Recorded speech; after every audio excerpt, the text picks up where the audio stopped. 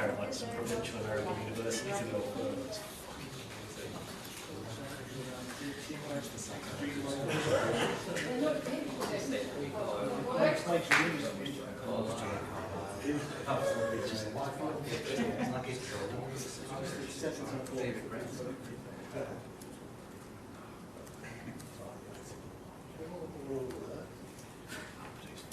So just drag it from outside.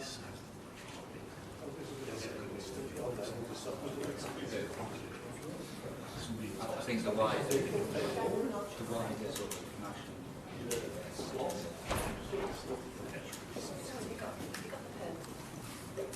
Yes, that's fine.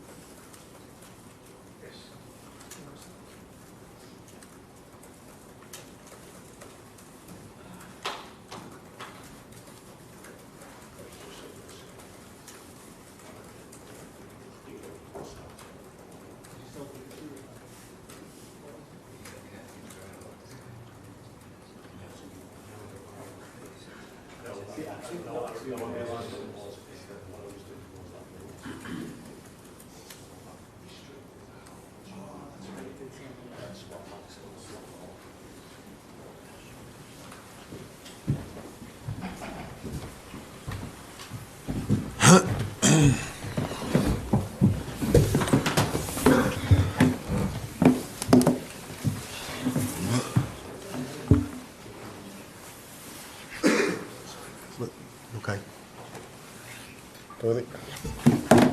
We'll cover off tonight's game first, and then we'll move straight on to the Fulham preview. Richard. What did you feel was missing tonight?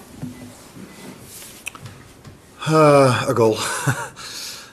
That's the most simple answer. And to score a goal against a team that's defending so well in and around their box. There are a few ways to unlock it. That is, for some teams in this league, or for a lot of teams in this league, it's a set piece. We were close with Virgil. We got 8. Unfortunately, we didn't score. Another way of unlocking it is something we saw last week against Wolves, when Jeremy Frimpong had his moment of magic, a quick 1v1 where he brought the ball in. And I think he had a few of those moments today as well. If you look at the more bigger picture, so you forget the 1v1s, I think I said to them at halftime, we can bring more bodies in the box than we in moments did in the first half when we did cross. It would have been nice if there were more bodies in their box from us, not from them, but from us. But a lot of ball possession. I think we're the team that has the most ball possession this year in the league. But ball possession, it means not a lot if you cannot create enough chances. And to create chances against the low block, you need pace, individual special moments to create an overload. You don't see a lot of 15 to 20 passes, goals against low blocks. And another way, of course, unlocking is from a counter-attack or winning the ball back high up the pitch when they want to bring the ball out from the back. But I don't think If I simply look at the second half, I think their goalkeeper almost kicked every ball long. So yeah, then when you win it, there are 11 players in front of you. And everyone, including me, wants us to go forward as fast as possible. But when there are 11 players standing in front of you, in and around their box, it's not so easy to find players who are free, close enough to the goal. And that's why it was another time, not for the first time this season. We saw a team that wanted, tried, kept trying, but was hard for us to find an opening.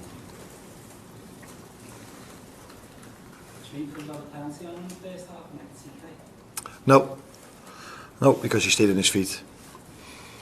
And when he would have fallen down, it would have probably be a penalty, but I can understand why he doesn't go down, because this season so many times when we were fouled inside the 18-yard box, we didn't get a penalty. So maybe as a result of that, players from us think, yeah, let's then try to stay on our feet, because we've conceded a few where there was hardly any contact. Brentford away, Crystal Palace in the Charity Shield. I can go on and on and on with soft penalties we've conceded this season. But when fouls were being made on us, Brentford away, Cody Gakpo, referees say play on. So maybe as a result of that, our players try to do everything to stay on their feet. And yeah, then it's hard for a VAR to interfere or a referee to give a penalty if you stay on your feet. Joshi. You were gesturing to the referee, that gesture. Yeah. So, what you say with that? What was your? I saw in the second half multiple times players who, what I would call being smart. If a referee every time blows his whistle, if you feel something or you get a little push and you dive, and the referee gives every time a foul for that, yeah. Maybe it's smart then to constantly fall, and you're hoping that referees are recognizing these situations. You're hoping that if we do everything to stay on our feet, if we go to the floor then, that they feel like, this might be a foul then, because these players usually stay on their feet.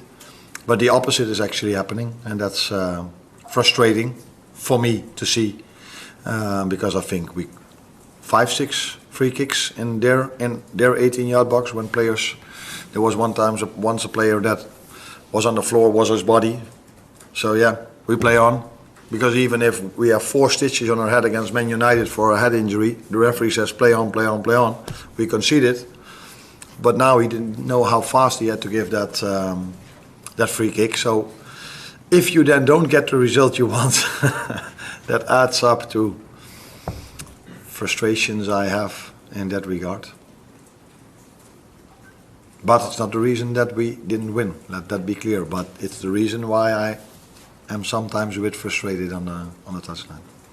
And do you then continue to encourage the players to stay on their feet, or do you think it's a case of them kind of being more smart? What's the solution? Yeah, no, we keep doing the same things, because I don't believe in the fact that over a season you get what you deserve. So sometimes things go against you, sometimes things go in favor of you. I don't believe in that, but in a long term, over 2, 3, 4 seasons, then I believe in it. Then things will be sometimes a few times good for you. I think I'm not wrong if I say we only had 1 penalty this season for the team that has most ball possession and is attacking so much in and around the box of the other team. It's quite surprising, maybe, but I will not encourage them to do that, because and if I would tell you now that I'm starting to encourage that, then probably we will never get a penalty anymore. So no, we are just who we are. We won the league by the team we were last season, and of course there will be probably 1 or 2 moments. I can remember one when Milos Kerkers went to the floor, Burnley away, when he didn't get fouled. So yes, you can find 1 or 2 moments when we go to the floor when there was not a foul. But I watch a lot of football and I see this happening so many times. But we stayed on our feet. Where we against West Ham, when Paqueta tried to do everything to get a second yellow card, one of my players tried to help him out, not getting that one. Do we ever get the reward for that? I think asking the question is answering it as well. Let's move on to the Fulham preview. Everything embargo until 1:30 tomorrow afternoon.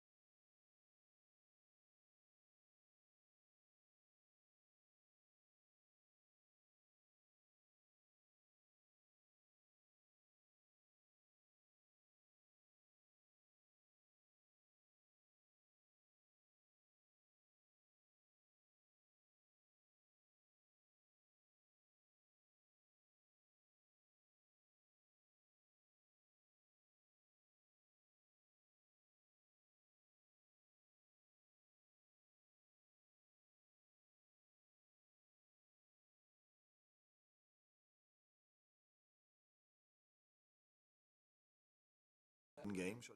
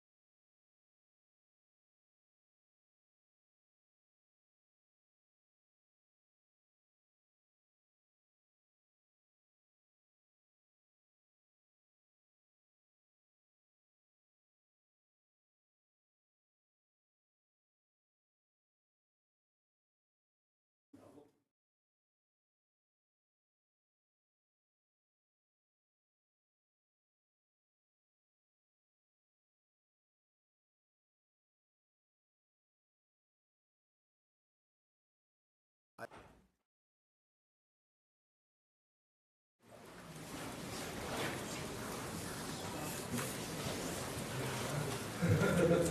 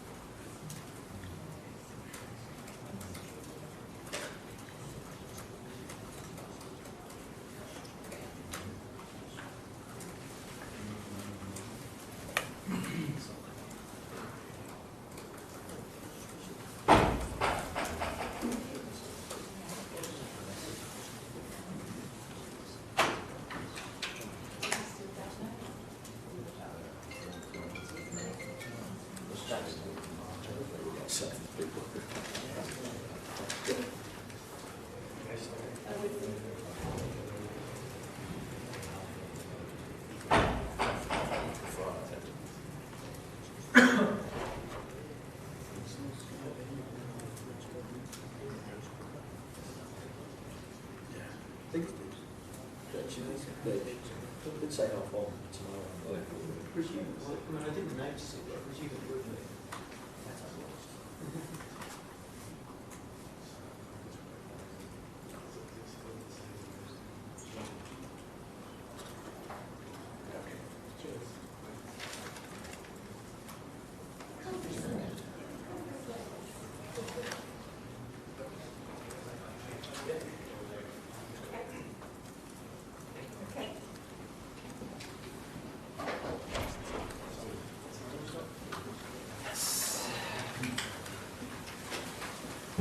Good evening together, Happy New Year all together.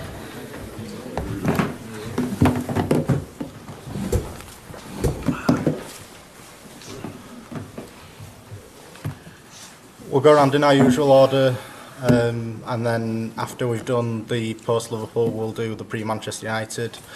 Up to 2 questions each in this one. Sky, do you want to start?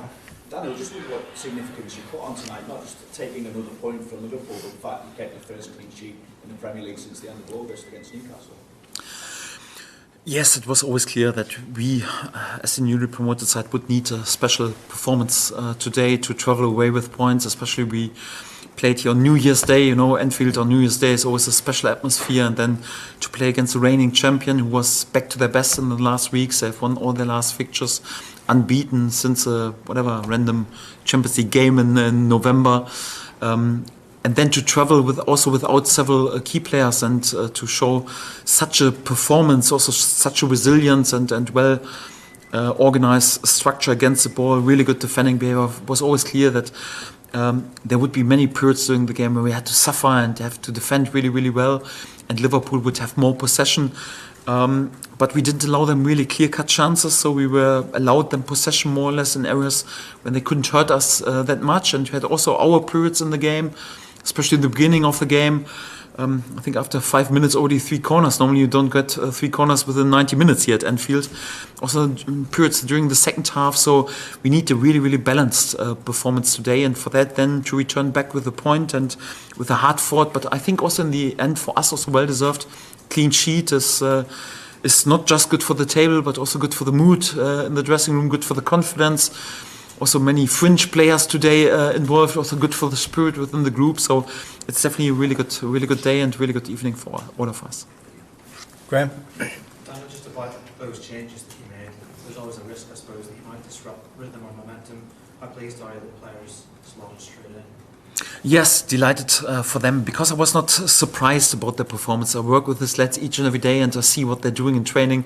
Players like Sebastian Bonneau or JJ, so it's more or less, I was convinced that they have a chance to show such a good performance, but you never have a guarantee, especially for Sebastian, his first game in the starting lineup, and then on New Year's Day here at Anfield against such a good offense, to show such a performance is impressive. But we have a period right now when, first of all, we are without several key players, so it was half forced. On the other hand, also a period 4 Premier League fixtures within 10 days, and I back my whole group, I back my whole squad. And if I wouldn't do this and wouldn't use the whole squad during such a period, I would never do this. And it was another proof today that we need each and every player and each and every teammate to chip in and to show further on this unity, this togetherness. And for that, definitely impressive performances, individual performances under the circumstances. And yes, a very, very important point and a very important clean sheet for us. Ethan's yellow, a bit of a sore spot from today. I have to calm myself down because I'm still struggling to accept this yellow card. When I see in the first half that foul situations against Anton Stach are not giving, and then in this situation there was first of all a clear foul against Isna Badu. We play further on, we lose the ball out of this situation exists, and then more or less whatever instinctive free kick that he gave was a half doubtful handball, but was also never a yellow card. And then out of the scene to give Isna a yellow card for this situation is I have to be a bit careful, but hard to accept. Jakob Jol got also a yellow card, wherever in the scene. Lots of adversity at the moment. We had to show lots of resilience. Also, don't know where 6 minutes of added time was coming from, and then 6 minutes were over. Liverpool in possession. Yeah, we played further on till we won the ball, want to go for a counter-attack, and then he blew the whistle. Several situations where I'm really struggling to accept today, but the lads concentrated on what they can influence, and this was more or less like their behavior on the pitch. And for that, really, really good. But of course, Easton is our key player. We'll miss him a lot in the upcoming fixture, but we have to find a solution for this as well. Any issues for Sebastian or Ilya, injury-wise, at the end of that? Both cramps, also a bit understandable after so much workload. For Sebastian, his first game in the starting lineup. For Ilya, first game since a while. So, and they've invested a lot. Of course, we had to invest a lot today. I hope they can recover quick and well, and we'll see probably some late decisions also for Sunday when we have the earliest possible kickoff straight after breakfast, more or less. Wherever this is, after late evening kickoff today, so Man United since 2 days already on the sofa, whatever. So we will find solutions also for this fixture, and at Elland Road, even if the legs will be a bit tired, we also have a chance, and we'll go for it again on Sunday. But I hope that both Sebastian and Ilya are both available. If the fans could pick one game to win all season, it would be Sundays. So how pleased are you to be taking this kind of form into such a fixture of such significance? Yes, form momentum is really good, and we know also how much it means for our supporters this game. This is why I'm really a bit annoyed with the fixture list, anyhow, why it is today evening kickoff and then the earliest possible on Sunday, especially once you had 2 away games already with lots of travelling. But again, so it is what it is. We have to accept this. Lots of adversity against us, many key players out, fixture list more or less in the favour of Man U. But we still have Elland Road, and we know, so when this place is rocking like no other, and everyone is on it, even under this circumstances, we'll have a chance. And we take, of course, the momentum and the confidence and the mood out of the last weeks into this game. But it's also important right now that hopefully no one else gets ill or injured anyhow. So hopefully no other key player will be out. We have to recover smart and quick. There's not much time on the training pitch. The lads have to deliver more or less without really doing something on the training pitch, just with showing some scenes. So it will be tricky, but you're also used to it a little bit from the championship season last season, and for that, hopefully we also will find some good solutions. Thank you. Isaac? Daniel, against the ball was more or less 5-4-1. And we spoke before this game about pressing. What instructions did you give your players today in terms of nullifying Liverpool's threat?